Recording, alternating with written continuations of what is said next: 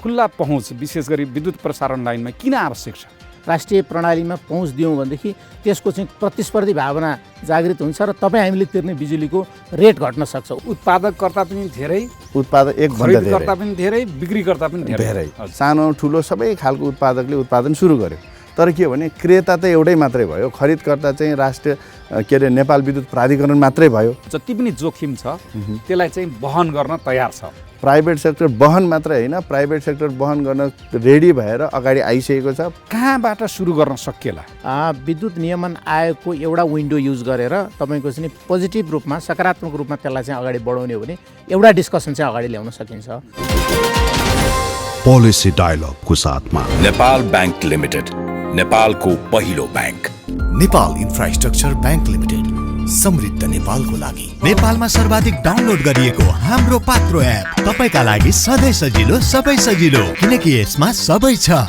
www.nepalwatch.com।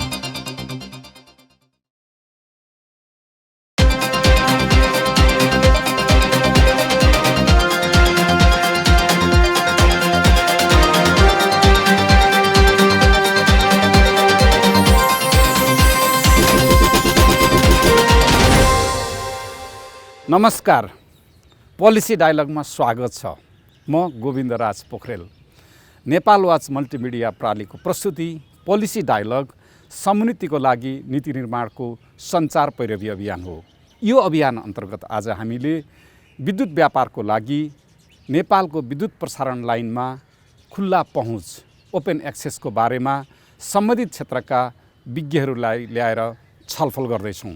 र आजको छलफलमा मैले बोलाएको छु विद्युत नियमन आयोगका पूर्व सदस्य डाक्टर रामप्रसाद दिताल। धन्यवाद सर। र त्यसै गरी एनएमबी बैंकका बोर्ड अफ डाइरेक्टर, निजी क्षेत्रको छाता सङ्गठन आइपानका सदस्य र राष्ट्रिय अन्तर्राष्ट्रिय रूपमा विद्युत व्यापारमा पहल गर्नुहुने त्यस क्षेत्रका जानकार उत्तम बोलोन, यहाँहरूलाई स्वागत छ। र म आजको छलफलतर्फ लाग्छु र म पहिलो प्रश्न डाक्टर रामप्रसाद दितालसँग गर्छु। तपाईँ विद्युत नियमन आयोगमा पनि काम गर्नुभयो र अहिले यो खुल्ला पहुँच, ओपन एक्सेसको बारेमा एउटा विज्ञको रूपमा पनि तपाईँ सल्लाह दिइराख्नु भएको छ। यो नेपालमा ओपन एक्सेस अथवा खुल्ला पहुँच विशेष गरी विद्युत प्रसारण लाइनमा किन आवश्यक छ? धन्यवाद डाक्टर साहब। मुख्य गरी विद्युतमा खुल्ला पहुँचको आवश्यकताको कुरा गर्नुभन्दा अगाडि यो प्रणालीमा खुल्ला पहुँच भनेको चाहिँ के हो भन्ने कुरामा अलिकति मलाई 1 मिनट दिनुभयो भने म त्यसलाई क्लियरिफाई गर्न चाहन्छु। हामीले विद्युतको प्रसारण लाइनलाई र विद्युतको वितरण लाइनलाई राष्ट्रिय राजमार्गको रूपमा प्रसारण लाइनलाई र शाखा राजमार्गको रूपमा चाहिँ वितरण प्रणालीलाई लिन सक्छौँ। जब हामीले विद्युतको प्रसारण लाइनलाई राष्ट्रिय राजमार्गको रूपमा चाहिँ तुलना गर्दाखेरि राष्ट्रिय राजमार्गमा विभिन्न किसिमका होइन नेपाल यातायात, रिद्धि सिद्धि यातायात, प्राइभेट गाडी, एम्बुलेन्स सबै त्यहाँ चाहिँ बेरोकटोक सरकारले बनाएको बाटोमा सबैका गाडी चल्न सक्छ र त्यो बापतको पैसा चाहिँ उठाएर तपाईँको चाहिँ सबैलाई एक्सेस दिने। त्यसै गरी राष्ट्रिय प्रसारण लाइन जुन विद्युतको प्रसारण लाइनमा पनि अहिले नेपाल विद्युत प्राधिकरणले निजी क्षेत्रबाट किनेको बिजुली लाई आफ्नो हिसाबले आफूले किनेपछि मेरो स्वामित्व भयो र मेरो बिजुली मात्रै त्यो प्रसारण लाइनमा पाउँछ। त्यसलाई हामीले चाहिँ फेरि प्रसारण लाइनहरू चाहिँ संसारभरि नै त्यो नेचुरल मोनोपोली, त्यो एकाधिकार अन्तर्गतै रहन्छ। तर त्यो एकाधिकारमा चाहिँ हामीले एक्सेस निजी क्षेत्रलाई अथवा हाम्रो कन्टेक्स्टमा हेर्ने हो भने अनुमति प्राप्त व्यक्ति वा संस्था र उपभोक्ता भन्नाले चाहिँ अब कुन किसिमको उपभोक्ता त्यो वर्गीकरण चाहिँ गर्नु जरुरी छ। तर त्यो उपभोक्ता र अनुमति प्राप्त व्यक्ति वा संस्थालाई चाहिँ भेदभाव रहित रूपमा त्यो विद्युतको प्रसारण लाइनमा पहुँच दिने र त्यो पहुँच दिइसके पछाडि चाहिँ त्यसले अनि मैले डाक्टर सरले भनेको चाहिँ विशेष गरी 3वटा एरियामा, एउटा चाहिँ विद्युतको चाहिँ प्रसारण लाइनमा सबैको पहुँच, विशेष गरी उत्पादकको, त्यो ट्रेडरको र खपतकर्ता उपभोक्ताकोमा हामीले जब पहुँच पाउँछौँ, त्यो पहुँच पाउँदाखेरि चाहिँ तपाईँको चाहिँ उपभोक्तालाई र उत्पादकलाई र ट्रेडरलाई पनि त्यसमा हामीले पहुँच दिन सक्यौँ भने त्यसको 3वटा फाइदा। एउटा चाहिँ अहिले हामी सबैको फोकस आन्तरिक चाहिँ खपत बढाउने भनेका छौँ। त्यो आन्तरिक खपत बढाउनलाई निजी क्षेत्रलाई चाहिँ हामीले तपाईँको चाहिँ प्रोत्साहित गर्न सक्छौँ। नम्बर 1। नम्बर 2, हामीले चाहिँ जब हामी विद्युतको पहुँचमा सबैलाई पहुँच दिन्छौँ, राष्ट्रिय प्रणालीमा पहुँच दियौँ भनेदेखि त्यसको चाहिँ प्रतिस्पर्धी भावना जागृत हुन्छ र तपाईँ हामीले तिर्ने बिजुलीको रेट घट्न सक्छ। उपभोक्तालाई चाहिँ विद्युत सस्तो हुन सक्छ। अर्को एउटा के हुन सक्ने भयो, विद्युत सस्तो। अर्को चाहिँ हामी सबैले धेरै भनेका छौँ क्रस बोर्डर हाम्रो सिस्टमबाटै जाने भयो। तर सिस्टमबाट जाँदा राज्यको एउटा चाहिँ फोकस त छँदैछ, तर पनि फेरि राज्य भनेको त तपाईँको निजी क्षेत्र पनि हो, सरकारी क्षेत्र पनि हो। अब त्यो निजी क्षेत्रलाई हामी अलिकति एकीकृत गराएर लबिङ प्रेसर चाहिँ हामीले क्रिएट गर्न सक्छौँ।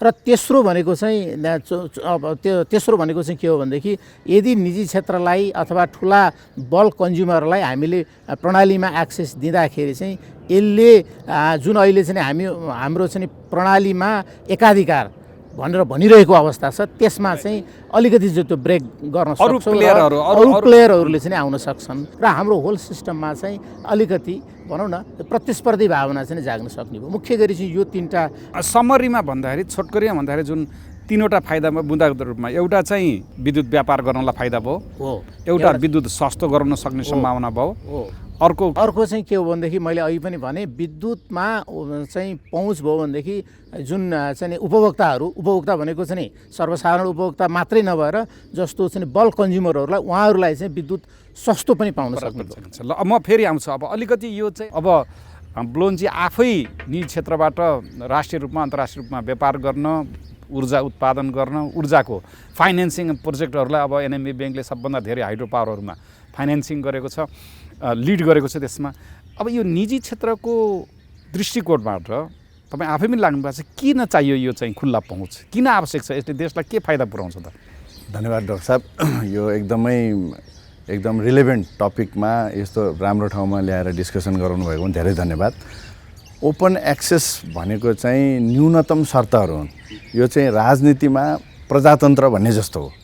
त्यसकारण यो चाहिँ के हो त भन्दा यो चाहिँ विश्वव्यापी अहिलेको लेटेस्ट ऊर्जाको विकासको लागि ग्लोबली एउटा चाहिँ अहिले चाहिँ यो थ्योरी जस्तै हो। अब तपाईँको चाहिँ नेपाल यो साउथ एसियामा चाहिँ बेसिकली इन्डियामा सन् 2003मा चाहिँ यो विद्युत ऐन आइसकेपछि साउथ एसियामा पनि यसको जरुरी र अपरिहार्यताको बारेमा व्यापक चर्चा हुन सुरु गरेको छ। र इन्डिया जस्तो हाम्रो छिमेकी राष्ट्रमा झनै यत्रो ठुलो झनै 3.5 लाख मेगावाटको इन्स्टल क्यापेसिटी भएको कन्ट्रीमा जसमा प्राइभेट सेक्टरको स्टेक चाहिँ झनै 89% भनेपछि त छ, त्यसमा यो सिस्टमले पर्फेक्टली काम गरेको छ। यसले बेसिकली इन्भिजन गरेको कुरा चाहिँ के हो भने यसमा multiple buyer, multiple seller, multiple distributor हुनुपर्छ भन्ने छ। जस्तै भन्नाले उत्पादककर्ता पनि धेरै, खरिदकर्ता पनि धेरै, बिक्रीकर्ता पनि धेरै, मतलब एकभन्दा धेरै, जुन साधारण बजार जस्तो हो अथवा यातायातको અહીં डाक्टर धितालले भने जस्तै यो हाम्रो राजमार्ग जस्तै हो, सबैलाई पहुँच हुन्छ। एब्सोल्युटली। अहिले चाहिँ किन चाहियो त, हामी जस्तो कन्ट्रीलाई ओपन एक्सेस किन चाहियो त भन्ने कुरा चाहिँ यो एकदमै हामी जस्तोलाई निजी क्षेत्र मात्रै होइन, हामी जस्तो देशको लागि सबभन्दा इम्पोर्टेन्ट हो यो। जस्तै तपाईँको कस्तो हुन्छ भने आजको दिनमा हाम्रो सिंगल बायर छ हो, उत्पादनमा चाहिँ अहिले चाहिँ ओपन एक्सेस अनुसार चाहिँ हामी सबैले धेरैले सानो ठुलो सबै खालको उत्पादकले उत्पादन सुरु गर्यो। तर के भने क्रेता त एउटै मात्रै भयो, खरिदकर्ता चाहिँ राष्ट्रिय नेपाल विद्युत प्राधिकरण मात्रै भयो। भन्दाखेरि चाहिँ के हो त भन्दा खरिदकर्ता पनि धेरै हुनुपर्छ, सो द्याट हामीले बाहिर गएर पनि बेच्न पाउनुपर्छ हैन। दोस्रो कुरा चाहिँ वितरण पनि गर्न पाउनुपर्छ। तपाईँको इन्डियामा तपाईँले हेर्नुभयो भने मुम्बई, अहमदाबाद, चाहिँ तपाईँको दिल्ली जस्तो सहरमा वितरण पनि प्राइभेट सेक्टरले गर्न सुरु गरिसकेको छ। त्यसकारण यो चाहिँ अनि अहिले चाहिँ प्राइभेट सेक्टरले झन्नै 10 खर्बभन्दा बढी लगानी गरिसकेको छ हाइड्रो पावर सेक्टरमा मात्रै। अनि तपाईँले हेर्नुभयो भने 5000 मेगावाटभन्दा बढी पिपिएको लागि लाइन्ड अप छ। 11000 मेगावाटभन्दा बढी थप लाइसेन्स चाहिँ पिपिए गर्ने स्टेजमा पुर्याइसकेको छ। 17000 थप लाइसेन्स लिएर बसेको स्थिति छ। झन्नै 10 खर्ब, आजको दिनमै 10 खर्बभन्दा बढी चाहिँ लगानी गरिसकेको स्थिति छ। पिपिए नभएर रोकिएको अवस्था छ। अब यसले चाहिँ के भयो त भन्दा किन यस्तो भइरहेको छ त भनेपछि अब यो चाहिँ अब यत्रो लगानी निजी क्षेत्रले लगानी गरेको छ हैन। अब अहिले केही तथ्याङ्कले के पनि भन्छ नि हामीले वार्षिक रूपमा हुन त भारतबाट पनि ल्याउँछौँ 70-80 अर्बको विद्युत पनि निर्यात गर्न सक्ने अहिले पोटेन्सियल लाग्छ आउने 5 वर्षमा, त्यसपछि पछि पनि होला। र यो ओपन एक्सेसले जब तपाईँ आफै निजी क्षेत्रबाट एउटा चाहिँ पहल गरिरहनु भएको छ, यो विद्युत व्यापारमा कसरी सहयोग गर्ला त? अब होइन, यसले ओपन एक्सेस भनेको आजको दिनमा हामीले विद्युत व्यापारको लागि तपाईँको यही नै हो। विद्युत व्यापारको यो न्यूनतम शर्तहरू हो कि त्यसमा चाहिँ के हुन्छ भने प्राइभेट सेक्टर कुनै पनि सेक्टरले चाहिँ आफूले व्यापार पनि गर्न पाउने भने, जस्तै हामीले त लास्ट 4 वर्षदेखि लाइसेन्सको लागि हामी लागिरहेछौँ विद्युत व्यापारको लागि होइन। अब तपाईँले चाहिँ यो नभनिदिनुहोस् कि फेरि हतियार पनि नदिने र शिकार खेल्न जानुहोस् होइन। अब अहिले त प्रब्लम के भयो भने तपाईँको चाहिँ त्यत्रो हाम्रो चाहिँ पिपिएको लागि लाइन्ड अप छ, लाइसेन्स लिएर राखेको अवस्था छ। विद्युत व्यापार भनेको तपाईँलाई आज चाहिँ तपाईँले चाहिँ स्वीकृति गरिदिनु भयो, भोलिबाट सुरु हुने कुरा त होइन। यो भनेको त लङ जेस्टेसन पिरियड भएको प्रोजेक्ट हो नि। यो त इन्फ्रास्ट्रक्चर प्रोजेक्ट, यो त 10 वर्ष लाग्छ एउटा हाइड्रो पावर अध्ययनदेखि तपाईँ फाइनेन्सियल क्लोजरदेखि निर्माण सम्पन्न गर्दा त धेरै टाइम लाग्छ। त्यो हुँदाखेरि ठुलो लगानी गरिसकेको छ। ठुलो लगानी आजको दिनमा स्टक भएर बसेको छ। त्यो त जति रोटेसन भयो त्यसपछि नै क्यास फ्लो जेनेरेट हुन्छ, त्यसपछि आम्दानी बढ्छ, त्यसपछि सिमेन्ट, डन्डी उद्योग, कल कारखाना, ब्याङ्क सबै चल्ने त तपाईँको चालु भएपछि नै भन्दाखेरि अहिले हाइड्रो पावरलाई पिपिए लाइसेन्स लिनलाई लाइनमा छन्, किनभने विद्युत प्राधिकरणको मात्रै किन्ने हो। ऊ चाहिँ आफ्नो आर्थिक हैसियत हेरेर डराइराखेको छ, किनभने व्यापार गर्न चाहिँ हुन्छ कि हुन्न भन्ने छ। अब यसमा तपाईँहरू यो खुल्ला पहुँच गरिदिएपछि निजी क्षेत्रले हामी आफै उत्पादन गर्छौँ, हामीलाई बाटो देऊ, त्यसको चार्ज ल्याऊ र हामी आफै बेच्छौँ र देशलाई चाहिँ हामीले आम्दानी ल्याउँछौँ, निर्यात गर्छौँ भन्ने एउटा कुरा चाहिँ छ। यो गजब। म एउटा सोच बोकेको मान्छे, हिजो पढेर मात्र केही हुँदैन भनेर निराश हुनै लागेको मान्छे, आज एउटा उत्साह बोकेर लागेको छु आफ्नो कर्ममा। तपाईँ र हामी जस्ता सृजनशीलहरूको सोचमा ऊर्जा भरिरहेको छ नेपाल बैंक लिमिटेड। समयसँगै अघि बढ्दै नेपाल बैंक लिमिटेड, नेपालको पहिलो bank. Nepal infrastructure bank limited, समृद्ध नेपालको लागि। नेपालमा सर्वाधिक डाउनलोड गरिएको हाम्रो पात्रो एप तपाईका लागि सधैँ सजिलो, सबै सजिलो, किनकि यसमा सबै छ। म फेरि डाक्टर रामप्रसाद धितालसँग जान्छु। अब यो ओपन एक्सेस अथवा खुल्ला पहुँच, यसमा जानको लागि अहिले कानुनी प्रावधानहरू, विशेष गरी हाम्रो अब विद्युत प्राधिकरणको ऐन अब 2043 भयो, विद्युत ऐन 2049 भयो, अनि त्यसपछि यो विद्युत नियमन आयोगको ऐन 2074 भयो। कतै त्यसको चाहिँ प्रावधान छैन, के गर्नु पर्ला? धन्यवाद सर। मैले त्यो भन्दा अगाडि एउटा सानो, यो विद्युत चाहिँ कस्तो कमोडिटी हो, मुख्य कुरो त्यो अहिले पनि सरले पनि भन्नुभयो, उत्तमजीले पनि भन्नु, विद्युत चाहिँ यस्तो कमोडिटी हो जुन चिज चाहिँ तपाईँको उत्पादन गर्न साथ खपत गरिहाल्नुपर्छ, इन्स्टान्टेनियस कमोडिटी भन्छौँ एउटा। अर्को चाहिँ अति आवश्यक सर्भिस, तपाईँले स्टोर गरेर राख्नुहुन्न। अब यसमा अर्को चाहिँ तपाईँको हामीले दाल चामल, अहिले सरले भने जस्तो दाल चामल अथवा मार्केटमा सजिलै पाउने कमोडिटी जस्तो यो अलि होइन, यो चाहिँ अत्यावश्यक सर्भिस हो। यसको लागि चाहिँ हामीले भनौँ न, यसलाई चाहिँ इन्स्टान्टेनियस जेनेरेट गर्न साथ खपत गर्नु पर्यो, नम्बर 1। नम्बर 2, यसलाई चाहिँ यो नेटवर्क चाहिने रहेछ। नेटवर्क चाहिँ फेरि कस्तो हो भनेदेखि त्यो भनौँ न ब्यालेन्स गरिदिनु पर्यो, सप्लाई र डिमान्डलाई चाहिँ सधैँ ब्यालेन्स गरिरहनु पर्ने, यो अलिक त्यस्तो। र अर्को एउटा पाटो चाहिँ के हो भने हामीले हुन त स्टोर गर्न सक्छौँ, तर सानो भनौँ न क्वान्टिटीमा त स्टोर गर्न छ, पछि त्यो आउला पनि। तर यसलाई चाहिँ लङ डिस्टेन्समा चाहिँ हामीलाई चाहिँ ट्राभल गराउनु पर्ने। त्यसो भएको हुनाले चाहिँ जब हामीले चाहिँ उत्पादकहरूलाई अथवा तपाईँको बल्क कन्ज्युमरलाई चाहिँ एक्सेस महेन्द्र लानुपर्ने होइन, त्यसो भएको हुनाले चाहिँ यो अब यसको लागि चाहिँ मुख्य गरी 4वटा क्षेत्र होइन, मलाई चाहिँ अब यसको चाहिँ बेसिक तपाईँको चाहिँ चिज चाहिँ 4वटा चिज चाहिन्छ। एउटा चाहिँ अघि सरले पनि भन्नुभयो, हामीलाई 2041 सालको विद्युत प्राधिकरण ऐन छ, 2049 को विद्युत ऐन छ, 2074 को विद्युत नियमन आयोग ऐन छ, 2043 को विद्युत ऐन त्यो छ। त्यो ऐन चाहिँ अलिकति अपूर्ण हो कि होइन, लिगल्ली नै कानुनले नै तपाईँको यसलाई चाहिँ खुल्ला पहुँचको प्रावधान राखिदिनु पर्ने हुन्छ। जस्तो विद्युत ऐनले, विद्युत प्राधिकरण ऐनले चाहिँ विद्युत नेपाल विद्युत प्राधिकरणलाई चाहिँ सबै क्षेत्रमा उत्पादन, प्रसारण, वितरण, व्यापारमा पनि उसलाई चाहिँ एकाधिकार दियो। विद्युत ऐनले निजी क्षेत्रलाई चाहिँ तपाईँको चाहिँ उत्पादनमा आउनुहोस् है र तपाईँहरूले उत्पादन गरेको बिजुली नेपाल विद्युत प्राधिकरणले किनिदिने ग्यारेन्टी गर्यो। र अर्को एउटा महत्त्वपूर्ण चाहिँ पाटो चाहिँ त्यो विद्युत ऐनको के हो भनेदेखि यी सबै चिजहरू उत्पादन, प्रसारण र वितरण चाहिँ यो लाइसेन्स्ड एक्टिभिटी हो है, यो अनुमति लिनेले मात्रै गर्न सक्छ। अब अनफर्चुनेटली भनौँ विद्युत ऐनले त्यो बेलामा चाहिँ व्यापारको चाहिँ कुरा त्यति धेरै गरेन। नेपाल विद्युत प्राधिकरण मार्फतै गर्यो। तपाईँ नै काम गर्नुभयो, त्यहाँ आएको थियो नि त 2007 अब विद्युत नियमन आयोगले चाहिँ त्यो म्यान्डेट दियो हैन, त्यो म्यान्डेट दियो। त्यो म्यान्डेटमा चाहिँ के भन्यो भनेदेखि विद्युत नियमन आयोग ऐन 2074ले चाहिँ विद्युतको प्रणालीमा खुला पहुँचको निर्देशिका नियमन हैन रेगुलेटरी इन्स्ट्रुमेन्टहरू बनाउने अधिकारहरूलाई दियो। तर विद्युत ऐनले के भन्दियो भनेदेखि एउटा क्षेत्रमा मात्रै एउटा संस्थाले मात्रै काम गर्न सक्छ। जस्तो वितरण गर्नु पर्यो भनेदेखि यो एरियामा वितरण गर्नु पर्यो भनेदेखि हैन एउटा लाइसेन्स अहिले नेपाल विद्युत प्राधिकरणले मात्रै वितरण गर्न पाउने भयो। त्यहाँ एउटा जोग्राफिकल एरियामा 2 किसिमको लाइसेन्स त्यहाँ छैन। अर्को त्यहाँ चाहिँ अप्सन चाहिँ अर्को खोलिदिएको भए अलिकति सजिलो हुन्थ्यो। त्यो विद्युत ऐनले चाहिँ के भने 1 स्पेसिफिक एरियामा चाहिँ 1 चाहिँ लाइसेन्स त्यो उत्पादनमा पनि प्रसारणमा पनि र वितरणमा पनि। अनि विद्युत नियमन आयोगले त्यो काम गर्न सक्दैन हो। अब त्यसमा चाहिँ के भयो भनेदेखि विद्युत नियमन आयोगले चाहिँ 2टा पाटो हेरेर गर्न सक्थ्यो त्यो बेलामा। जस्तो एउटा चाहिँ हामीले चाहिँ भनौँ न विद्युत नियमन आयोग त अहिले पनि छ नि। विद्युत नियमन आयोगले अहिले पनि तपाईँको चाहिँ यो एउटा बहसको रूपमा चाहिँ उसलाई दिएको ऐनले के भन्यो भने तिमीले ओपन एक्सेसको लागि चाहिँ रेगुलेसन बनाऊ। त्यो रेगुलेसन बनाउँदाखेरि अब 2टा कारण, एउटा चाहिँ अब हुनसक्छ यो क्षेत्रमा भनौँ न एक्सेस दिनको लागि चाहिँ क्यापासिटी छ कि छैन असेसमेन्ट गरिदिनु पर्यो हैन। हाम्रा सब स्टेसनहरूको चाहिँ एक्सेस छ भनेर चाहिँ एउटा चाहिँ विद्युत प्राधिकरणलाई उसले के निर्देशन सक्छ भने तिम्रो चाहिँ लोड फ्लो एनालाइसिसको आधारमा यो एरिया चाहिँ अलिकति अन्डरबुक छ, सायद यसबाट चाहिँ तिमी सुरुवात गर। त्यो सुरुवात गर्नलाई चाहिँ उसले के भनिदिन सक्ने भयो भनेदेखि तिमीलाई हैन कस्ता किसिमका कन्ज्युमरहरूलाई चाहिँ एक्सेस दिने।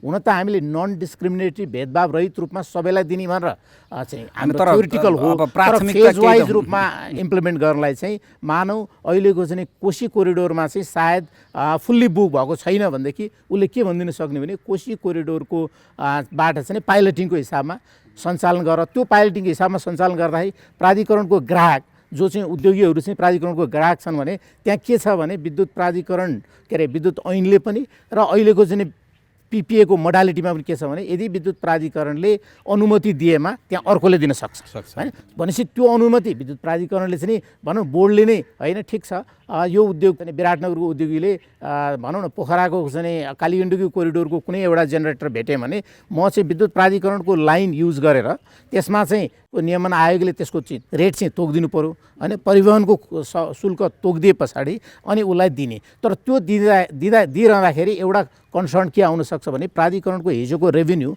जुन उद्योगबाट चाहिँ झन्डै 37% रेभेन्यू आइरहेको अवस्थामा एउटा के एस्योर गरिदिनु पर्यो भने क्रस सब्सिडाइज गरेर हैन नेटवर्कलाई चाहिँ तपाईँको असर नगर्ने खोलेको छ। भन्नको मतलब अहिलेसम्म हामीसँग भएका कानुनी नीतिगत प्रावधानले यो ओपन एक्सेस अथवा खुल्ला पहुँच जुन विद्युतीय प्रसारण लाइनमा दिनलाई त्यति सजिलो चाहिँ छैन। यसमा केही परिवर्तन गर्नुपर्छ। कहाँनिर सुधार गर्नु? विद्युत नियमन आयोगले सुधार गर्नु पर्ला कि संसदमै जानु पर्यो? अहिले त किनभने भर्खरै नयाँ संसद आएको छ।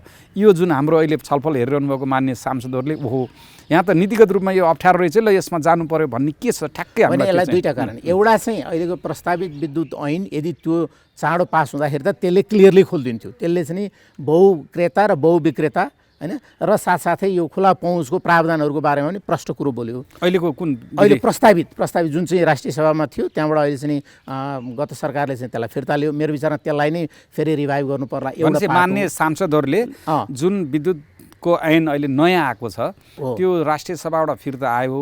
अब त्यसलाई फेरि अगाडि बढाउने जानु पर्यो। एउटा लिएर गएर त्यसलाई क्लियर गर्ने अथवा त्यो अब धेरै झन्झटिलो हुनसक्छ किनभने गाह्रो हुनसक्छ भनेदेखि अहिले नेपाल ऐन संशोधनका 2-3टा प्रावधानहरूमा चाहिँ तपाईँको चाहिँ तत्काल यसलाई बाटो फुकाइदिन सक्छ र त्यसमा पनि गाह्रो हुन्छ। नेपाल ऐन संशोधन अर्को एउटा पाटो चाहिँ अब होइन पाइलटिङ गर्नलाई चाहिँ मोडल हामीले चाहिँ इस्टाब्लिस गर्ने हो भनेदेखि चाहिँ हामी अहिलेको विद्युत ऐन 2049 को मलाई लाग्छ 35 र 55 को चाहिँ प्रावधानलाई टेकेर अनि त्यस पछाडि विद्युत नियमन आयोग ऐन जुन ऐन त फेरि सांसदले पार्लियामेन्टले नै पास गरेको त्यो ऐनलाई एउटा मूल ऐनको रूपमा अगाडि बढाएर अनि चाहिँ एउटा चाहिँ पोलिसी डिसिजन गरेर चाहिँ हामीले अगाडि बढाउन सक्छौँ र त्यसलाई चाहिँ फेज वाइज रूपमा भनेको चाहिँ जस्तो जहाँ अलिकति अन्डर युटिलाइज प्रसारण लाइनहरू बिस्तारै जाने बेला ढिकालसँग फेरि आउँछु। धन्यवाद यसको लागि। म फेरि उत्तम बलौनजीसँग आएँ। तपाईँ अब आफै एउटा चुनौती लिएर होइन अनिश्चितता बोकेर अन्तर्राष्ट्रिय रूपमै विद्युत व्यापार गर्छु भनेर लागिराख्नु भएको छ। अहिले डाक्टर धितालको कुरा सुन्दाखेरि पाइलटको हिसाबले अहिले एउटा नमुना आयोजना सुरु गरेर जाँदाखेरि अहिले पनि गर्न सक्ने सम्भावना छ।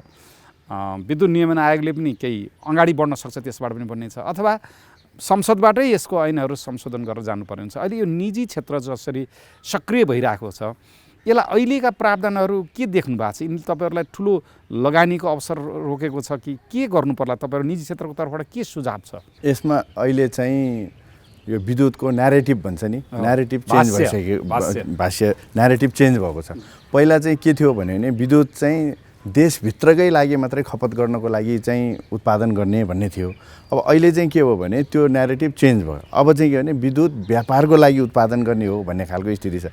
हामी पनि भन्छौँ देशभित्रै कन्जम्सन हुनुपर्छ सकेसम्म नेपालमा उत्पादन भएको बिजुली।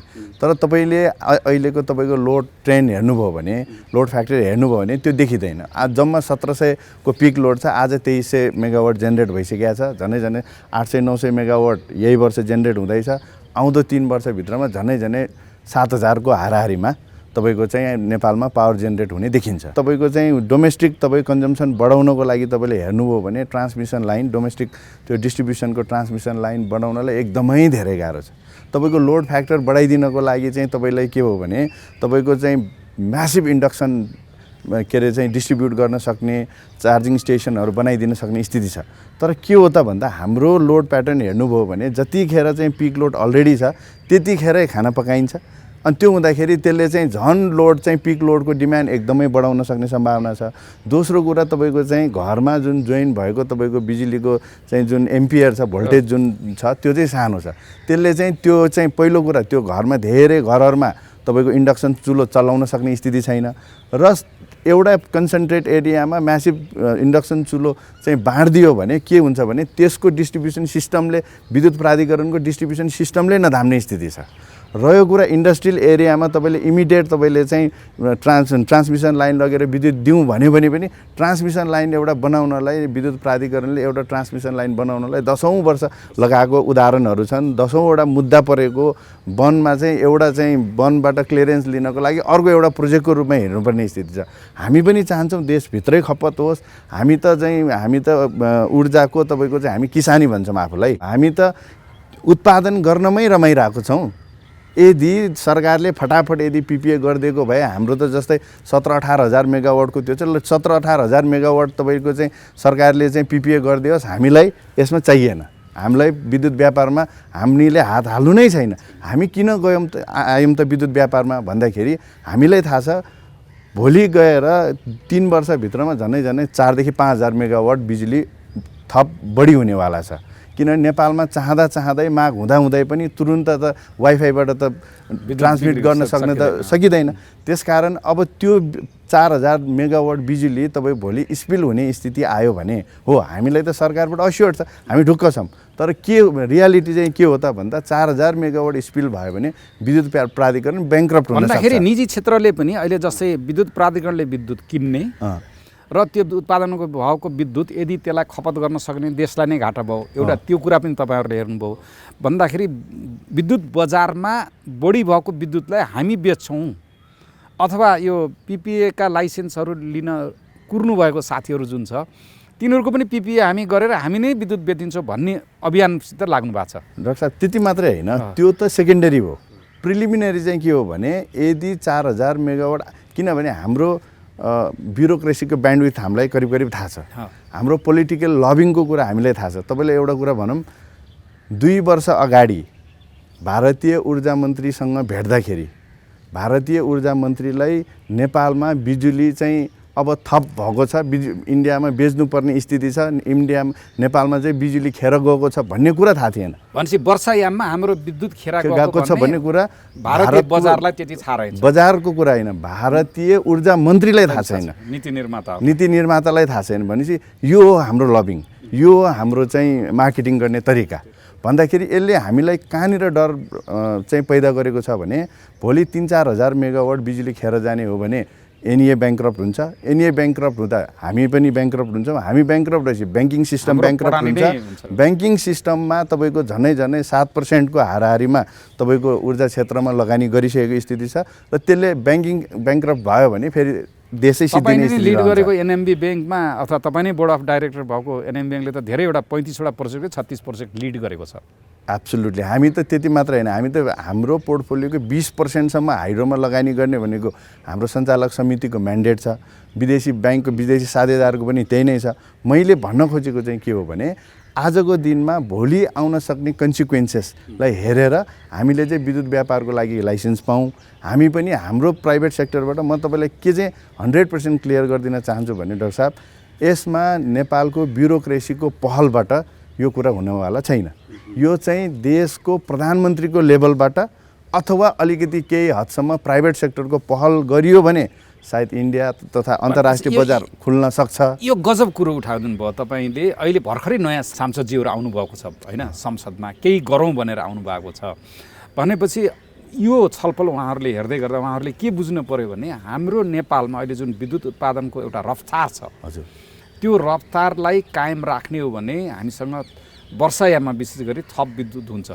त्यो विद्युत प्राधिकरणले किनेको विद्युत हो। यदि त्यसलाई हामीले बेच्न सकेन भने विद्युत प्राधिकरण आर्थिक रूपमा समस्यामा जान्छ, प्राधिकरण डुब्यो, ब्याङ्कहरू डुब्यो भने त देशको आर्थिक अवस्था त डामाडोल हुन्छ। भन्दाखेरि यो बेच्नको लागि तपाईँहरूले चाहेको नीतिगत प्रावधानहरू निजी क्षेत्र तयार छ, यसको लागि माननीय सांसदहरूले पहल लिनुपर्छ।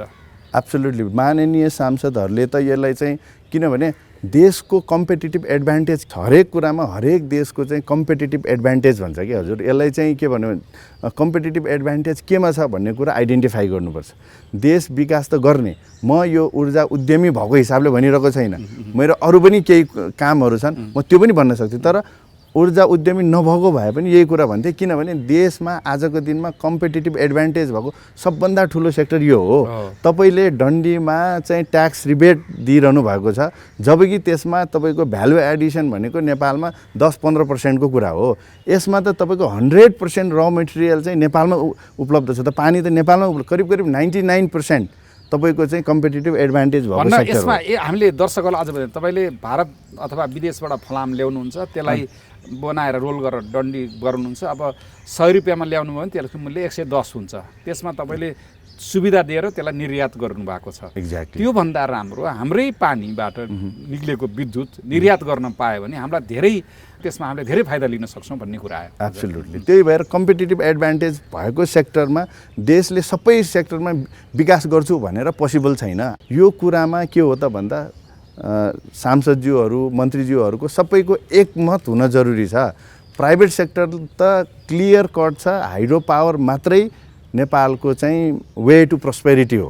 यसमा भएका चुनौती अनिश्चिततालाई चाहिँ प्राइभेट सेक्टरले यो जति पनि जोखिम छ त्यसलाई चाहिँ वहन गर्न तयार छ। प्राइभेट सेक्टर वहन मात्रै होइन, प्राइभेट सेक्टर वहन गर्न रेडी भएर अगाडि आइसकेको छ। प्राइभेट सेक्टरले अन्तर्राष्ट्रिय बजारमा लबिङ गर्न सक्छ। हामीले नै तपाईँले कुरा गर्ने हो भने 500 मेगावाट झन्डै 4.5 रुपियाँदेखि 5 रुपियाँमा पिपिए गरिदिनको लागि तयार छौँ भनेर हामीले भारतको मणिकरण पावरसँग चाहिँ एग्रिमेन्टै गरिसकेको स्थिति छ। हामी बेच्दिन सक्छौँ। हामीलाई नै तपाईँसँग अहिले तपाईँले भन्नुहुन्छ भने 73 मेगावाटको रेडिमेड अर्डर छ 5 रुपियाँ आइसीमा। तर अहिले हामीलाई चाहिँ नीतिगत यो कानुनी प्रावधानहरूले तपाईँहरूलाई चाहिँ समस्या परेको छ। र धन्यवाद बुलोनजी। म फेरि डाक्टर धितालसँग आएँ। अब नेपालको पानी, कृषि अथवा पर्यटन हामी भन्छौँ, अब अहिले चाखलाग्दो विषय के छ भने विद्युत प्राधिकरणले थुप्रै आयोजनाहरूलाई रोकेर राखेको छ। किनभने उसले पनि आफ्नो आर्थिक स्वास्थ्य हेर्नु पर्यो। त्यो संस्था पनि सरकारकै जनताकै हो, त्यो पनि डुब्नु भएन। अर्कातिर चाहिँ हामीसँग भएको जति पनि विद्युत छ त्यसलाई पनि बेच्न हामी विशेष गरी वर्षायाममा सक्थ्यौँ। र यसमा यो क्षेत्रमा जस्तै अब हामी Q65, Q40, Q25 भन्छौँ, यसलाई हामीले हाम्रा नीति निर्माताहरूलाई कसरी बुझाउने कि यो ओपन एक्सेस अथवा खुला पहुँच गर्दाखेरि अन्तर्राष्ट्रिय व्यापार जान सजिलो हुन्छ, निजी क्षेत्रले यस्तो यस्तो किसिमको चुनौती लिन सक्छ भन्ने कसरी हामी बुझाउन सक्छौँ? दुईटा कारण। एउटा चाहिँ मलाई के लाग्छ भने अहिले पनि हाम्रो उत्तमजीले पनि भन्नुभयो, अब निजी क्षेत्र चाहिँ जोखिम लिनलाई अहिले रेडी छ होइन। हामीले अलिकति त्यसलाई चाहिँ फेसिलिटेट गरिदिनुपर्छ र उहाँहरूलाई जोखिम लिनलाई ठिक छ, जोखिम लिने चाहिँ एउटा अवसर दिनु पऱ्यो। त्यो दिनलाई मैले एउटा सानो एउटा प्रोजेक्ट हो उदाहरण पनि म दिन्छु। जस्तो 1 मेगावाटको प्रोजेक्ट हामीले चाहिँ नि लाइसेन्स दियौँ र निजी क्षेत्रले बनायो भनेदेखि अहिलेको प्रावधानले चाहिँ Q40मा विद्युत प्राधिकरणले किन्ने प्रावधान छ। त्यो Q40 भनेको चाहिँ वर्षभरिमा उसले 40% समय चाहिँ उसले तोकेको होइन, भनौँ न जडित क्षमताको चाहिँ बिजुली उसले पाउन सक्छ 40% समयमा होइन। अब त्यो चाहिँ त्यसलाई चाहिँ त्यसले धेरै विज्ञहरूले के भन्नुहुन्छ भनेदेखि यो चाहिँ अप्टिमाइज हाम्रो चाहिँ प्रोजेक्ट होइन, अप्टिमाइज डिजाइन होइन होइन। अप्टिमाइज डिजाइन चाहिँ किनभने हाम्रा खोलाहरू त बर्खामा ओर्लेर आउँछ, बर्खामा धेरै आउँछ, हिउँदमा एकदमै कम छ र यो डिजाइन चाहिँ आरवार नदीमा बहावमा आधारित आयोजनाहरूको डिजाइन चाहिँ Q40 त्यति साइन्टिफिक होइन भन्ने एउटा लजिक छ। अब के हो त साइन्टिफिक भन्दाखेरि हामीले चाहिँ हाइड्रोग्राफ भन्छौँ, त्यसबाट चाहिँ एउटा निकाल्छौँ। त्यो निकाल्दाखेरि चाहिँ वार्षिक ऊर्जा मानौँ अहिले Q40मा 1 मेगावाटको 5 गिगावाट आवर भनेर हामीले अहिले पिपिए गरिरहेछौँ मानौँ अनि 5 गिगावाट आवरको चाहिँ त्यो पिपिए चाहिँ अहिले हामीले टेक अर पे लिउ वा तिरमा छ, त्यो बेसिसमा बनाउँदा पनि प्राधिकरण र निजी क्षेत्रको चाहिँ यसो हामीले पिपिएहरू जनरल पिपिएहरू हेऱ्यौँ भने 90% चाहिँ टेक अर पेमा छ, 10% चाहिँ उहाँहरूको चाहिँ डिस्प्याच इन्स्ट्रक्सनको आधारमा खोजेको 90% मात्रै टेक अर पेमा किन्छ। अब त्यसलाई अलिकति हामीले आउट अफ बक्स हिसाबले सोच्यौँ भने त्यो Q40लाई चाहिँ अप्टिमाइज भन्छु म, Q25 पनि भन्दिनँ, Q30 पनि भन्दिनँ। यदि अप्टिमाइज गऱ्यो भनेदेखि त्यसले वार्षिक ऊर्जा चाहिँ झन्डै 6 गिगावाट आवर दिने रहेछ। ल मानौँ Q25 गऱ्यो, 5 को सट्टा 6 गिगावाट चाहिँ वार्षिकमा आयो। अहिले उहाँहरूले 5 को 90% भनेको 4.5 गिगावाटको चाहिँ पैसा पाउनुहुन्छ उहाँहरूले। अब यदि मैले 6 गिगावाट मा चाहिँ टोटल क्यापासिटी छ भनेदेखि त्यो 1.5 गिगावाट आवर चाहिँ तपाईँको त्यो चाहिँ के हो भने त्यो चाहिँ उहाँलाई चाहिँ अहिले अन्त जान सक्ने भयो होइन, एक्सेस भयो भनौँ न। अब 4.5 गिगावाट आवरको प्राधिकरणसँग पिपिए गर्ने टेकर पेमै होइन, बाँकी 1.5 गिगावाट आवर चाहिँ अब मर्चेन्ट मार्केटमा भन्छु। ल उत्तमजीले चाहिँ यदि बजार पाउनु भने त्यो तिमीलाई म चाहिँ मेरो नेटवर्क युज गर्न दिन्छु, मेरो प्रसारण लाइन प्रयोग गर्नुहुन्छ, जहाँ बेच्नुहुन्छ बेच्नुहोस्। त्यो भनेपछि चाहिँ टोटलमा हामीले यसो हेऱ्यौँ भनेदेखि झन्डै 70 देखि 75% चाहिँ टेकर पेमा होइन, 70 देखि 75% को टेकर पेमा। त्यो हुनासाथ के हुन्छ भने ब्याङ्कहरूलाई पनि अलिकति के छ भने सबै म टेक एन्ड पेमा गऱ्यो भनेदेखि ब्याङ्कले चाहिँ इन्भेस्ट गर्दैन, अहिले पनि कुरा निक्ल्यो, ब्याङ्कको चाहिँ फिजिबिलिटीमा त्यो चाहिँ आउँदैन।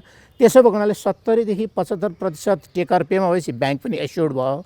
बाँकी 30 देखि 25%, 25 देखि 30% चाहिँ मर्चेन्ट मार्केटमा अथवा सेयर मार्केटमा अथवा जेमा भन्नुहोस्, यदि मैले बायर खोजेँ भनेदेखि त्यो रिस्क चाहिँ उहाँहरूलाई दिने। र त्यसले चाहिँ के दियो भने तपाईँले भन्न खोजेको हामीले अहिलेको जुन एउटा प्रणालीमा अथवा एउटा मापदण्डमा ऊर्जा उत्पादन गरेका छौँ खोलाबाट Q40मा, यदि त्यसलाई पनि अलिकति घटाउन किसिम अब Q25मा जान सक्ने प्रावधानहरू राखिदिने, जसले गर्दा हाम्रो खोलाको पानी बर्खामा जुन आउँछ उसले त्यसले धेरै विद्युत उत्पादन गर्न सकिने भयो। प्राधिकरणले आफूले अहिले गरेको नियममै पिपिए गर्ने र बढी भएको ऊर्जा यो नीति नियम चेन्ज गरेर परिवर्तन गरेर मान्य सांसदहरूले यसमा पहल गरेर निजी क्षेत्र अब तपाईँहरू बेच्नुहोस् अन्तर्राष्ट्रिय बजारमा भनेर खोलिदिनु पर्यो। त्यो गर्नलाई चाहिँ मलाई लाग्छ त्यति धेरै ठुलो पनि छैन, अहिले तत्काल गर्न सकिने कुरा हो। यो मन्त्रालय स्तरीय प्राधिकरण र नियमन आयोगको टिम बसेर चाहिँ एउटा वर्कआउट मोडल बनायो भने निजी क्षेत्रलाई पनि अहिले गइरहेको चिजमा त्यति धेरै ठुलो सक आउँदैन, जसले गर्दाखेरि 70% चाहिँ मेरो टेकर पेमा जान्छ, 30% चाहिँ म रिस्क म लिन्छु। कुनै निजी क्षेत्रमा म 100% विद्युत त्यो गर्छु भन्दा फाइन, दिनु पर्यो। त्यो त झन् राम्रो भइगयो। यदि अहिलेकै मोडलमा अहिलेका जुन हजुरले भनेको 11,000 मेगावाटका प्रोजेक्टहरू पाइपलाइनमा छन् भनेदेखि प्राधिकरणले ल म 70%मा चाहिँ म तिम्रो टेकर पेमा जान्छु, बाँकी 30% तिमी देऊ र तिमी कहाँ जाऊ भनेदेखि मेरो जुन एरियामा चाहिँ ट्रान्समिसनको अन्डर बुक छ होइन, त्यो एरियामा चाहिँ तिमीलाई फोकस दिन्छु है। म चाहिँ ट्रान्समिसन क्यापासिटीको आधारमा जेनेरेसनको चाहिँ एरिया प्राधिकरणले अथवा नियमावलीले दिने, किनभने एकदमै कन्जेस्टेड एरियामा जाँदाखेरि हाम्रो क्षमताले धान्न सक्दैन भनेपछि त्यो एरियामा दियो भने मलाई लाग्छ कर्णालीको एरियामा जहाँ हाम्रो सम्भावना धेरै छ र अब ट्रान्समिसन लाइन बनाउनुलाई पनि बरु अलिकति चाहिँ तपाईँको चाहिँ एक्सपेडाइट गर्ने र त्यो गर्यो भने चाहिँ विन विन सिचुएसन हुन्छ। र हामीले चाहिँ हेर्ने चाहिँ संसारभरिको प्र्याक्टिस चाहिँ 100% जोखिम चाहिँ भनौँ न लिनु हुँदैन कुनै एउटा पार्टीले भन्छौँ हामी होइन। अब यहीँ इन्डियामा हेऱ्यो भनेदेखि चाहिँ 2 पार्ट ट्यारिफको चाहिँ मोडल आउँछ। यदि 70 र 30 गऱ्यौँ भनेदेखि त्यो ऐनमा पनि आइसकेको छ। विद्युत नियम जोखिम दुईटैले बाँड्ने, प्राधिकरणले पनि लिनु पर्यो भनेको राष्ट्रले पनि लिनु पर्यो, निजी क्षेत्रले पनि लिनु पर्यो। अहिलेको त्यो जान्न सकिन्छ। म एउटा सोच बोकेको मान्छे, हिजो पढेर मात्र केही हुँदैन भनेर निराश हुनै लागेको मान्छे, आज एउटा उत्साह बोकेर लागेको छु आफ्नो कर्ममा। तपाईँ र हामी जस्ता सृजनशीलहरूको सोचमा ऊर्जा भरिरहेको छ नेपाल बैंक लिमिटेड। समयसँगै अघि बढ्दै नेपाल बैंक लिमिटेड, नेपालको पहिलो bank. Nepal infrastructure bank limited, समृद्ध नेपालको लागि। नेपालमा सर्वाधिक डाउनलोड गरिएको हाम्रो पात्रो एप तपाईका लागि सधैँ सजिलो, सबै सजिलो, किनकि यसमा सबै छ। अब म फेरि उत्तम बुलोनजीसँग आएँ। अब अहिले यो जुन कुरा भयो अलिकति नीतिगत सुधार गर्न पनि पर्यो कि हामीले यो नमुना रूपमा अहिले सुरु गर्न सक्दैनौँ नेपालमा? होइन, त्यसमा नमुना त तपाईँको बेसिक फेरि रेगुलेसन अन्तर्गत लाइसेन्सै नभएपछि त त्यो नमुनाको रूपमा अनि सरकारले ल म यो कोरिडोरमा अहिलेलाई हामी खोल्छौँ भनेर केही सुरु गर्ने ताकि निजी क्षेत्रले पनि आफ्नो पहल बढाउँदै गर्थ्यो अनि त्यसलाई पछि बढाएर लान सकिन्थ्यो नि। डाक्टर साहब, यो हामीले लाइसेन्सको लागि अप्लाई गरेको 4 वर्ष भयो।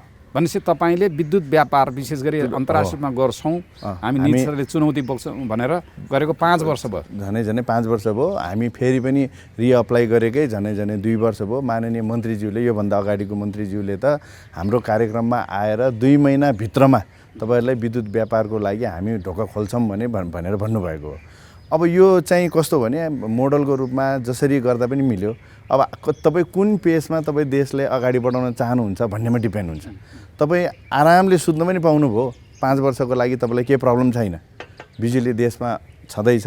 अब तपाईँले चाहिँ यो लस भएको बिजुली चाहिँ सरकारले किनिदिन्छ, सरकारले नै जिम्मा लिन्छ, सरकार एकदम धनी छ भन्नुहुन्छ भने आरामले सुत्नुहोस्, त्यसमा केही प्रब्लम छैन। तर हामी जस्तो देश, हामी त युवा मान्छे, हाम्रै कपाल फुल्न थालिसक्यो। अस्ति भर्खरै के अरे चाहिँ भारतमा चाहिँ परराष्ट्र मन्त्रालय र पावर मिनिस्ट्रीले एउटा कार्यक्रम गराएको थियो उहाँहरूको पनि साथमा। लाइफमा पहिलोपल्ट के डर फिल भयो भने नेपालको खोला चाहिँ भोलि हाइड्रो पावरै अनफिजिबल हुने त होइन भन्ने खालको एउटा ठुलो प्रश्न त्यहाँ खडा भयो। के नयाँ प्रविधिको बजारमा आएर एक्ज्याक्टली ग्लोबली तपाईँले हेर्नुभयो भने तपाईँले अहिले चाहिँ विन्ड पावर र सोलरको ब्लेन्ड गरेर 900 मेगावाटको विन्ड पावर, 400 मेगावाटको सोलर फार्म राखेर तपाईँको 5.5 रुपियाँ आइसीमा तपाईँको 80% PLF फ्याक्टर भन्छ, प्लान्ट लोड फ्याक्टर भन्छ, त्यो चाहिँ दिएर चाहिँ तपाईँको चाहिँ फिजिबल भइरहेको छ इन्डियामा। र तपाईँको चाहिँ सोलरमा पहिला जस्तो घामै लाग्नुपर्छ भन्ने छैन। अहिले उज्यालो मात्रै हुँदाखेरि पनि करिब 60% बिजुली उत्पादन गर्छ सोलरले। तपाईँको चाहिँ इभन तपाईँको चाहिँ हाइब्रिड खालको मेकानिजमहरू एकदमै ठुलो तरिकाले अगाडि बढेको छ। तपाईँको पम्प स्टोरेजलाई एकदमै राम्रो कस्ट दिएर, प्राइस दिएर पम्प स्टोरेजलाई म्यासिभ प्रमोट गर्दैछ। र दोस्रो कुरा चाहिँ अझ अर्को कुरा इन्ट्रेस्टिङ कुरा चाहिँ के भन्यो भने ब्याट्री ब्याकअपको लागि चाहिँ थर्ड पार्टी चाहिँ इन्जेक्ट गर्दैछ इन्डियामा। थर्ड पार्टीको चाहिँ ब्याट्री चाहिँ ब्याकअप अब्लिगेसन राख्दैछ। त्यो भनेको मतलब चाहिँ तपाईँले झनै 1% बराबरको बिजुली खपतको 1% बराबर चाहिँ ब्याट्री ब्याकअप चाहिँ हुनैपर्ने गरेर इन्डियन सरकारले नियम बनाएको छ इन्डियामा। त्यो सबै कुरोले चाहिँ के हो त भन्दा इन्डियाले दिउँसो भएको सोलरलाई ब्याकअप गर्ने, विन्ड पावर युज गर्ने, त्यसलाई चाहिँ हाइब्रिड बनाएर चाहिँ तपाईँको चाहिँ डिपेन्डेन्सी चाहिँ रातिको चाहिँ पावरलाई चाहिँ सप्लाई कसरी गर्न सकिन्छ भनेर म्यासिभ रिसर्च काम र होमवर्क भइरहेको देखिन्छ कि। त्यो कुराले चाहिँ के हुन्छ त भन्दा हाइड्रो पावरको कस्ट जहिले पनि अप स्केल, किनभने यो चाहिँ कस्ट टाइम लाग्ने सबैले गरेर हाइड्रो पावरको रेट चाहिँ माथिल्लोतिर गइरहेको छ। सोलरको चाहिँ म्यासिभ R&Dको कारणले रिसर्चको कारणले अब यसमा कस्ट मैले प्राइस चाहिँ तीनटा तल चिज भने गइरहेको छ। तपाईँले अहिले एकदम यो जुन हाम्रो छलफल हेरेर गर्नुभएको विशेष गरी नीति निर्माणकर्ताहरूलाई चाहिँ 2-3वटा एकदम तथ्य चाहिँ यहाँ दिनुभयो। एउटा, हाम्रो खोलाको पानी बिना प्रयोग मोती जस्तै दिनौँ बगेर गइरहेको छ। दोस्रो कुरा, अहिले प्रविधिको हस्तक्षेप भइरहेछ विकासमा। तपाईँले भन्नुभयो सौर्य ऊर्जा र वायु ऊर्जा र ब्याट्रीको जुन हाम्रो रिजर्भ गर्ने क्यापासिटी जुन छ, यो सबैमा यति रिसर्च भएको छ, त्यसको मूल्य अहिले घटिरहेको छ र भोलि हाम्रो जलविद्युतभन्दा त्यो प्रविधि सस्तो भएर गयो भने हाम्रो जलविद्युतको फेरि पनि काम लाग्दैन। तेस्रो तपाईँले प्रश्न उठाउनुभयो, तपाईँ मन्त्री हुनुहुन्छ, सचिव हुनुहुन्छ, तपाईँ केही नगरेर सुतेर बस्नु भने देश त चलेकै छ। तर एकै पुस्तामा हामी छलाङ मार्छौँ भनेर जुन राजनीतिक नेतृत्वले भनेको छ, त्यो गर्न त केही चुनौतीहरू, केही नयाँ चिज त गर्नु पर्यो र त्यसका लागि विदेशमा यो नेपाललाई नचाहिने ऊर्जा, बढी भएको ऊर्जा विदेशमा हामी निर्यात गर्छौँ, व्यापार गर्छौँ, तपाईँहरूलाई चाहिँ हामी पैसा तिर्छौँ भनेर तपाईँहरूले 5 वर्षदेखि कम्पनी दर्ता गरेर आउनुपर्छ। यी 4वटा जुन तपाईँले प्रस्तुतिमा गर्नुभयो, यसलाई अब अहिलेको मान्य सांसदहरूले, अहिलेको सचिवजीहरूले, ऊर्जा सचिव देश प्रेम जगाएर कसरी सम्बोधन गर्न सक्नुहुन्छ? अब म त एउटा मात्रै लाइन भन्ने गरेको छु अचेल, धेरै केही गर्नु पर्दैन। यसलाई कमसेकम 10 वर्षलाई एउटा सनसेट ल ल्याऊँ अनि यसमा कुनै पनि नियम कानुन केही नराखौँ। यसलाई सिम्पली के भनिदिउँ भने 10 वर्षभित्रमा जति पनि बिजुली उत्पादन हुन्छ त्यसको सम्पूर्ण जिम्मा सरकारले लिन्छ, प्राइभेट सेक्टरले लिन्छ भन्ने डिक्लेयर गरौँ। हामीले के हो त भन्दा सिम्पली लाओस भन्ने देश 10 वर्ष अगाडि तपाईँले हेर्नुभयो भने हामी र लाओस बराबर थियो। अनि लाओसले के गर्यो भने 7000 मेगावाटको PPA गर्यो थाइल्यान्डसँग, 5000 मेगावाटको चाहिँ PPA गर्यो भियतनामसँग।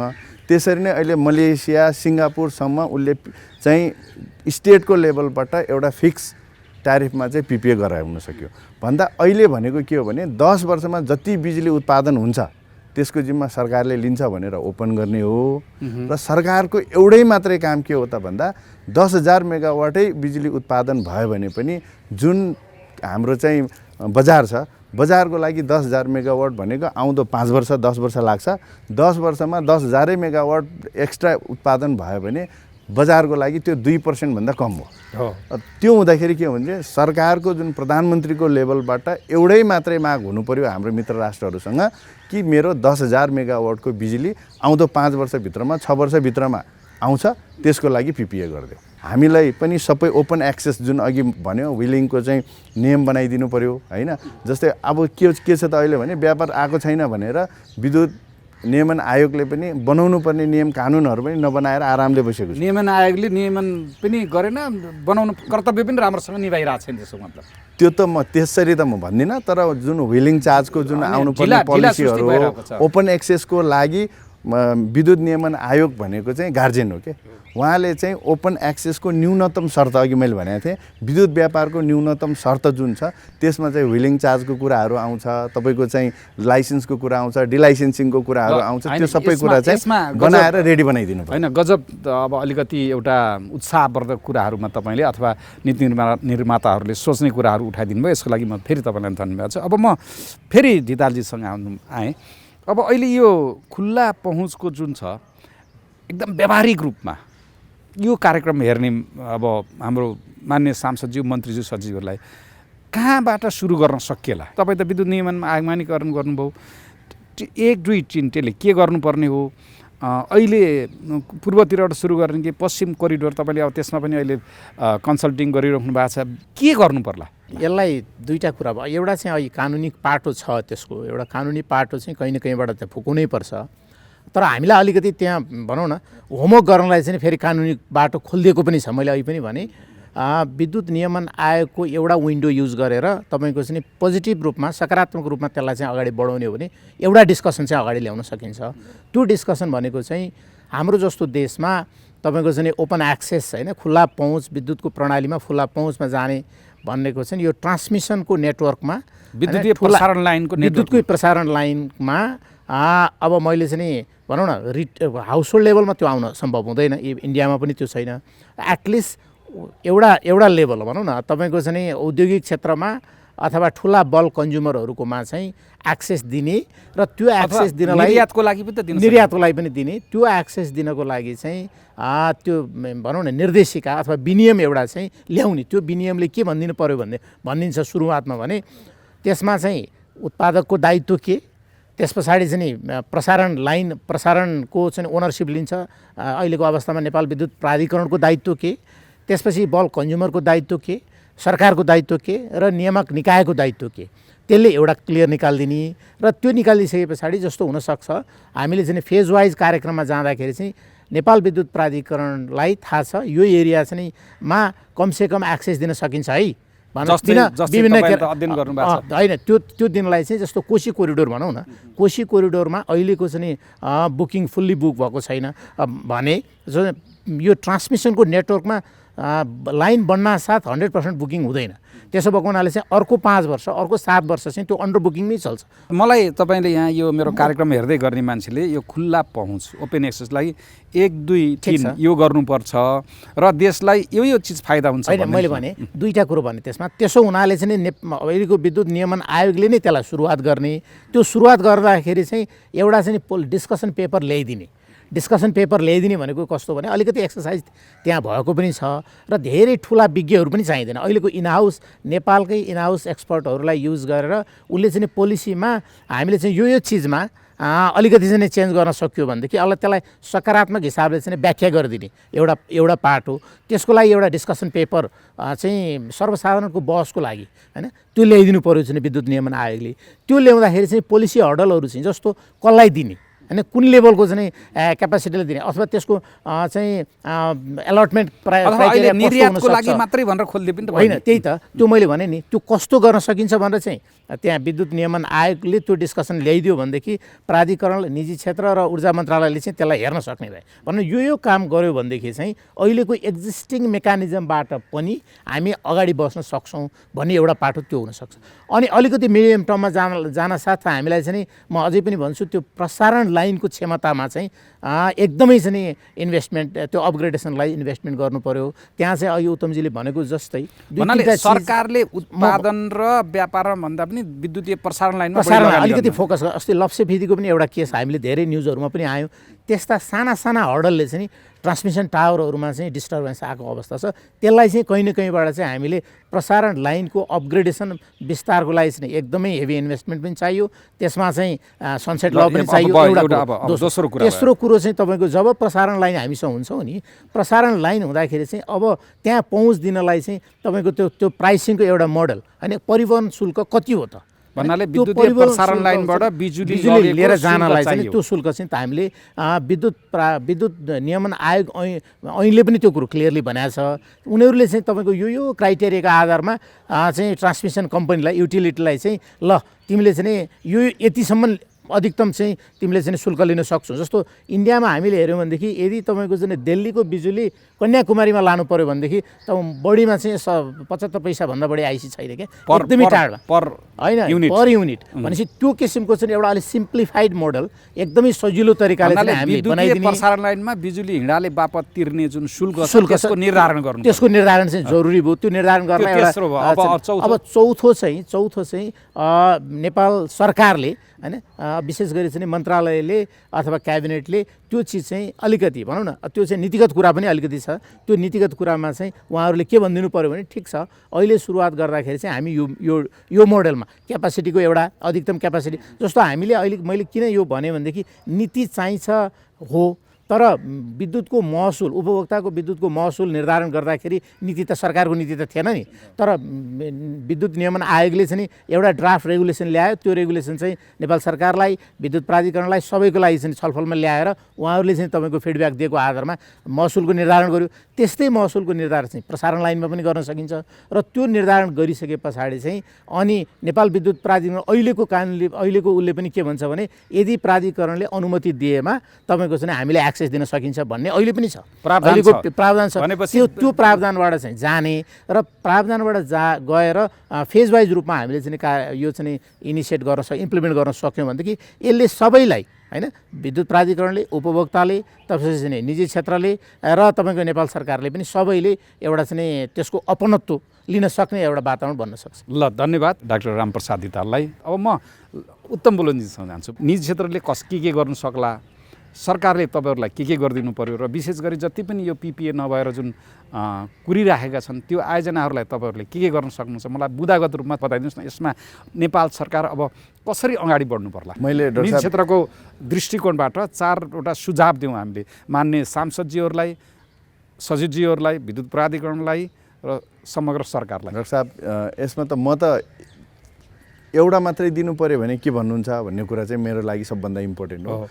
मैले एउटा मात्रै भने चाहिँ कमसेकम आउँदो 10 वर्ष कुनै पनि पेनल्टी, कुनै पनि त्यो नगरिकन आउँदो 10 वर्षभित्रमा उत्पादन हुने बिजुलीलाई हामी बिना शर्त हामी किन्छौँ।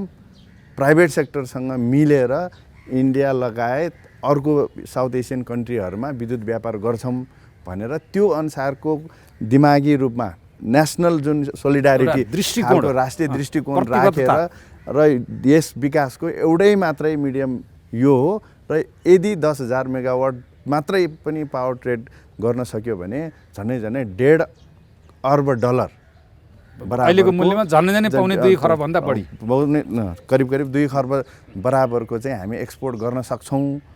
र त्यो भयो भने चाहिँ हाम्रो जुन ट्रेड इम्ब्यालेन्स छ त्यो करिब हामी म्याच गर्न सक्छौँ भन्ने एउटा चाहिँ राष्ट्रिय एउटा चाहिँ प्रतिबद्धता राखेर अगाडि बढ्नुपर्छ भनेर म भन्छु। त्यो सोचेर यो एउटा मिडियम हो, किनभने आज कुनै पनि सेक्टर त्यस्तो छैन जसले यति विदेशी मुद्रा देशभित्रमा आर्जन गर्न सकोस्। अरू कुनै पनि सेक्टर छैन डाक्टर साहब।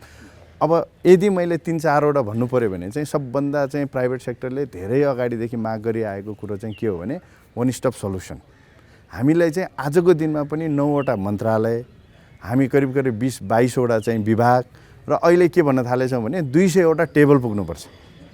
अनि तपाईँको वनको क्लियरेन्स चाहिँ प्रोजेक्ट विदिन अ प्रोजेक्ट भन्छौँ हामी। भनेपछि एउटा विद्युत आयोजना बनाउनलाई तपाईँहरूको फाइल 200वटा टेबलमा चाहिँ पुर्याउनु पर्ने अवस्था छ। अनि त्यो भनेको चाहिँ अनि वान स्टप सल्युसनको माग चाहिँ हामीले धेरै अगाडिदेखि माग गर्दै आएको। त्यो वान स्टप सल्युसन एक ठाउँबाट सबै काम हुने खालको लगानी बोर्ड त्यसको लागि खोलेको पनि हो। एक्ज्याक्टली। तर के भने लगानी बोर्ड, तर अरूको लागि चाहिँ यो चाहिँ प्योरली विदेशी लगानीकर्ताहरूको लागि फेसिलिटेट गर्ने खालको चाहिँ संस्था बन्यो। प्राइभेट लगानीकर्ताहरूको लागि त्यति राम्रो फेसिलिटेट गर्न सकेको छैन। हाम्रो चाहिँ जहिले पनि माग के हो भने वान स्टप सल्युसन र टाइम बाउन्ड प्र्याक्टिस हुनु पऱ्यो। तपाईँको चाहिँ त्यो वान स्टप सल्युसनमा हामीले लाइसेन्स लिइसकेपछि सम्पूर्ण क्लियरेन्स हामीले डकुमेन्ट बुझाइसकेपछि कति दिनभित्रमा, कति महिनाभित्रमा हामीलाई क्लियर गरिदिने हो त भन्ने कुरा चाहिँ क्लियर कट म्यान्डेट सहित चाहियो। त्यो नभइकन त नेपालको हामी त रिस्क लिन तयार छौँ, किनभने हामीसँग कुनै अप्सनै छैन। तर विदेशी त आउँदैन। किन त भन्दा त्यो त तपाईँको कुनै त्यो टाइम फ्रेमै छैन। एउटा मुद्दा हालिदियो भने 4 वर्ष 5 वर्ष लिङ्गरिङ हुन्छ भन्दाखेरि वान स्टप सल्युसन सबभन्दा पहिलो इम्पोर्टेन्ट हो। अरू भनेको त मेजोरिटी कुरा चाहिँ हाम्रो डाक्टर साहबले भनिसक्नुभयो। त्यसमा चाहिँ व्हिलिङ चार्जको गाइडलाइन बनाइदिनु पऱ्यो। अनि क्रस बोर्डर गाइडलाइन भन्छ, CBT भन्छ। त्यो क्रस बोर्डर गाइडलाइन चाहिँ इन्डियाले पनि धेरैपल्ट भनेको, किनभने उसको क्रस बोर्डर देशबाट बाहिर विद्युत निर्यात गर्दाखेरि एउटा गाइडलाइन चाहिन्छ। त्यो क्रस बोर्डर गाइडलाइन एउटा बनाउनु पऱ्यो। त्यो क्रस बोर्डर गाइडलाइन एउटा चाहिन्छ। ग्रिड कोड सिङ्क्रोनाइजेसन भन्छ। अब यो चाहिँ इन्डिया लगायत यो साउथ एसियाको ग्रिडसँग चाहिँ नेपालको ग्रिड मिल्ने र त्यसलाई चाहिँ हाम्रो प्रसारण लाइन र उनीहरूको प्रसारण लाइन जोड्दाखेरि त्यहाँ प्राविधिक जुन छ त्यो कुरालाई मिलाउने पनि चाहियो। बिजुली कहाँबाट आइरहेछ, कुन प्लान्टबाट उत्पादन भएको बिजुली हो त्यो मोनिटर गर्न सक्ने। किनभने यसमा चाहिँ विशेष गरेर छिमेकी मित्र राष्ट्रहरूको सुरक्षा सम्बन्धी उहाँहरूको कन्सर्न छ। त्यो कन्सर्नलाई पनि एड्रेस गरिदिनुपर्ने स्थिति छ। कसको विद्युत हो भन्ने चिन्न सकिने प्रावधान छ। उहाँहरूको आफ्नो खालको फेरि चाहिँ राष्ट्रिय सुरक्षासँग जोडेर केही कुराहरू उहाँहरूको कन्सर्नहरू छ। त्यो कन्सर्नलाई हामीले एड्रेस गरिदिन जरुरी देख्छु। र अन्तमा चाहिँ यो के हो भने जस्तै देशले अब लबिङ गर्ने जुन चाहिँ मित्र राष्ट्रसँग चाहिँ के छ भने अहिले नेपालको बिजुलीको लागि चाहिँ इन्डियामा तपाईँले हेर्नुभयो भने क्लिन एनर्जीमा हाइड्रोको चाहिँ एउटा कुनाबाट अर्को कुना जुनै पनि ठाउँमा ट्रान्समिसन कस्ट टोटली फ्री हो। ट्रान्समिसन कस्टै लाग्दैन, 0 हो। र दोस्रो कुरा चाहिँ प्रत्येक राज्यले सर्टेन पर्सेन्टेज हाइड्रो पावर चाहिँ खरिद गर्नै पर्ने बाध्यकारी नियम छ। तर त्यसले के गरिदिएको छ भने नेपाल तथा भुटान जस्तो देशबाट चाहिँ इम्पोर्ट हुने तपाईँको हाइड्रो पावरलाई चाहिँ त्यो अब्लिगेसनभित्र काउन्ट नहुने गरेर बनाइदिएको छ। भनेपछि भारतको नीतिमा पनि परिवर्तन गर्न हाम्रो देशको नेताहरूले लबिङ गर्नु पर्यो। हामी चाहिँ हाम्रै देशभित्र मात्रै झगडा गरिरहेछौँ, हामी एकले अर्कोलाई ब्लेम लगाइरहेछौँ। हाम्रो मेजर कन्सर्न चाहिँ के हो भने अहिलेको सेन्चुरी भनेको चाहिँ बायर ड्रिभन मार्केट हो। हाम्रो बायर भनेको चाहिँ हो सकेसम्म देशभित्रै, फेरि पनि दोहोऱ्याउँछु, देशभित्रै कन्जम्सन गर्नु पर्यो। तर आजको दिनमा जुन तरिकाले हाम्रो पावर प्रोडक्सन भइरहेको छ, जुन तरिकाको आन्तरिक हाम्रो चाहिँ सिचुएसन छ, त्यसले आन्तरिक खपत गरिहाल्ने यो स्थिति छैन। त्यसकारण बढी भएको बिजुली बेच्नको लागि हामीले चाहिँ बायर ड्रिभन मार्केटमा चाहिँ बायरले के खोज्छ, बायरले कसरी खोज्छ, बायरको मार्केट कस्तो छ, त्यो कुरामा लबिङ कसरी गर्ने, आफ्नो प्रडक्टको मार्केट सेक्योर कसरी गर्ने। र एउटा सुखद कुरो चाहिँ के हो भने डाक्टर साहब, यदि हामीले डाक्टर साहबले भने चाहिँ Q20मा हामीले बिजुली नेपालमा उत्पादन गर्न सक्यो भने हाम्रो बिजुली चाहिँ संसारको सबभन्दा सस्तो मध्येको बिजुली हुन्छ र इन्डियामा पनि त्यो मार्केट इजिली अभाइलेबल छ। इन्डियाको ब्ल्याक एनर्जी तपाईँको थर्मल कोइलाबाट उत्पादन भएको बिजुली भन्दा पनि नेपालमा क्लिन एनर्जीबाट उत्पादन भएको बिजुलीको प्राइस सस्तो छ। हस्, धन्यवाद। आशा गरौँ अब यो तपाईँहरूको सुझाव सल्लाह जुन विचारहरू दिनुभयो यो सुनेर हाम्रो नीति निर्माताहरू, हाम्रो मान्य सांसदजीहरूले त्यही अनुरूप नीतिगत सुधार, हाम्रा संरचना भएका हाम्रा थुप्रै संस्थाहरूले प्राविधिक रूपमा सुधार गर्दै जानुहुनेछ। यहाँहरू यो कार्यक्रममा आइदिनु भयो, धेरै धेरै धन्यवाद। नमस्ते। आजको यो ओपन एक्सेस प्रसारण लाइनमा खुल्ला पहुँच बारेको छलफलबाट हामी बिदा चाहन्छौँ। हवस् त, धन्यवाद।